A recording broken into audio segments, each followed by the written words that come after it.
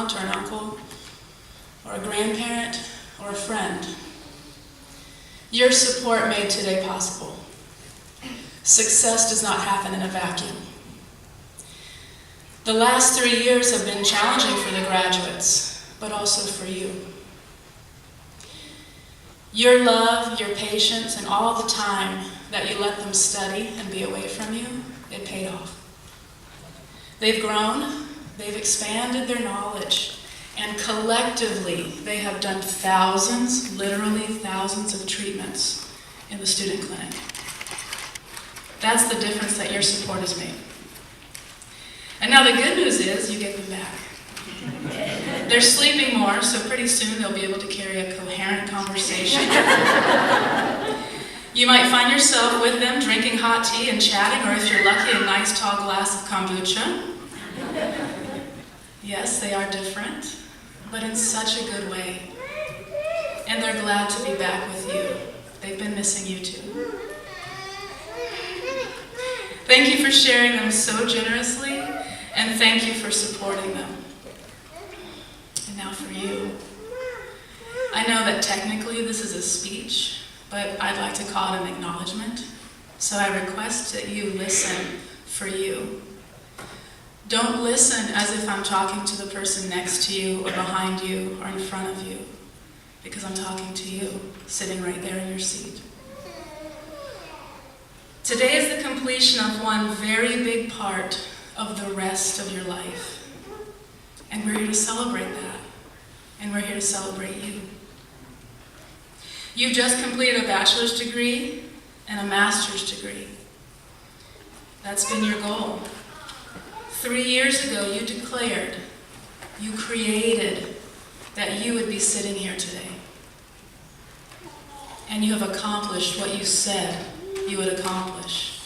That's the power of your word. A master's degree is a huge undertaking. Only about 4% of the world holds a master's degree.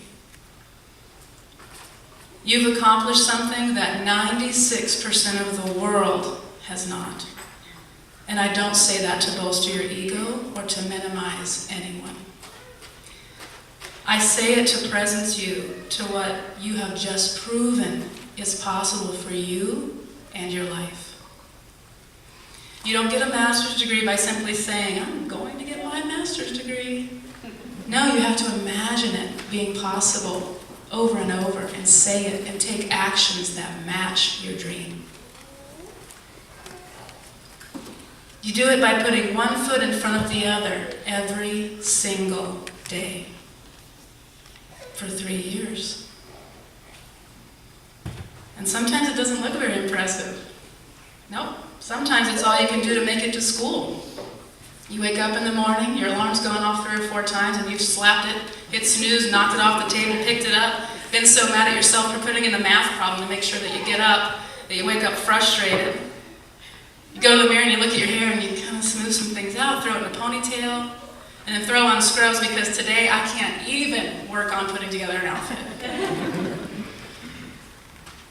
You grab your congee and your oolong tea, you get in the car and you drive yourself to school and you put your butt in the seat. You take some notes.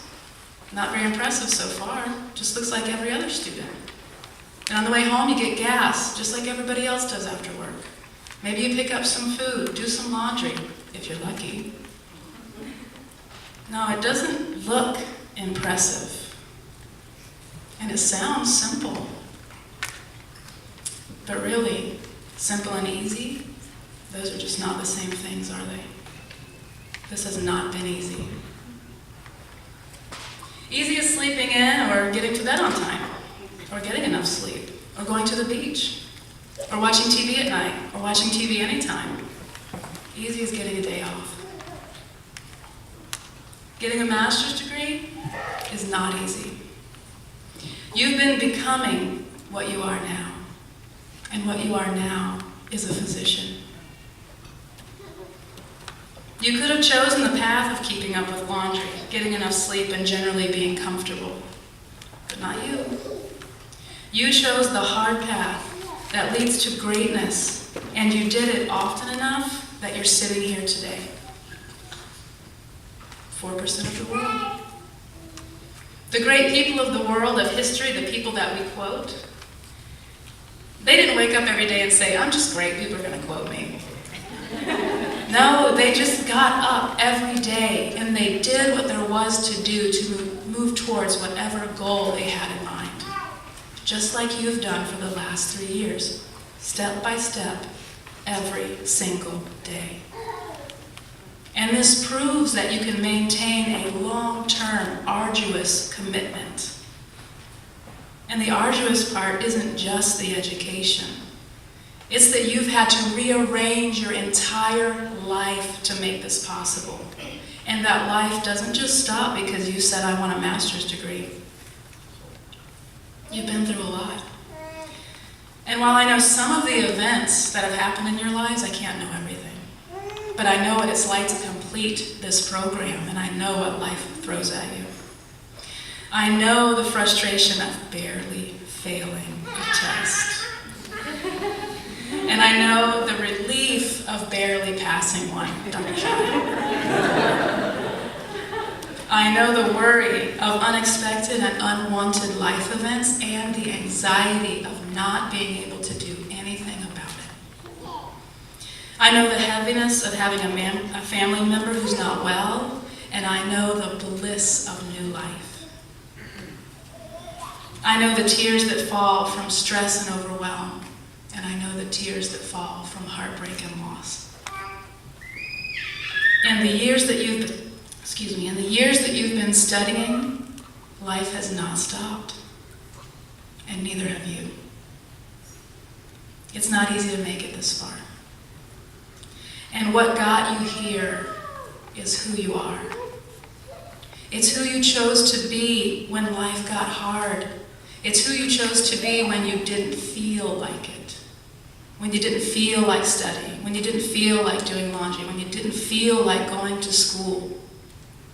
The person who began this journey isn't gone. You're just better.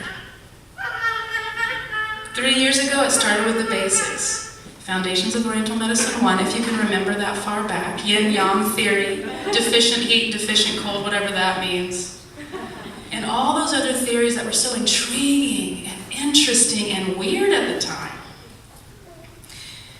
And along with that, you got more Western medicine than most colleges in the country. Lots of anatomy and physiology, pathology, microbiology, pharmacology. Should I keep going? And I'm only scratching the surface of the depth of the knowledge that you've attained.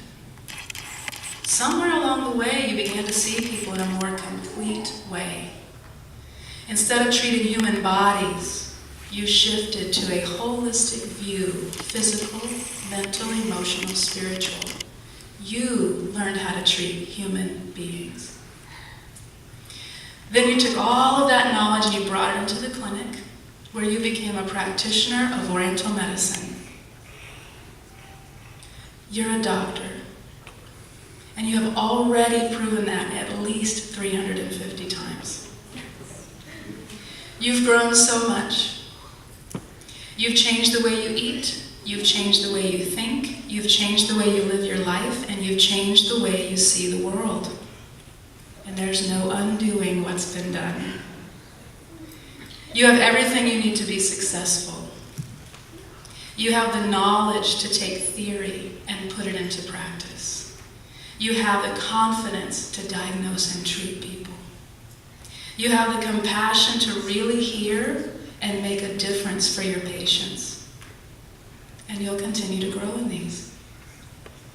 So forget about the grades, the results, the successes, and the perceived failures. No one's grading you now. School is complete, and now you can experience yourself newly as a person and as a physician. The only person that's going to be grading you now is you. And what you've got to measure yourself by is your own sense of decency. And anyone who chooses this field is someone who wants to make a difference with people and in the world. And that sense of decency will be an amazing guide. Life's going to keep happening. And it's who you choose to be in the face of life's obstacles that determines who you become. I'd like to leave you with a quote from Maya Angelou. We delight in the beauty of the butterfly, but rarely admit the changes it has gone through to achieve that beauty. You are beautiful. Thank you for who you are, and congratulations.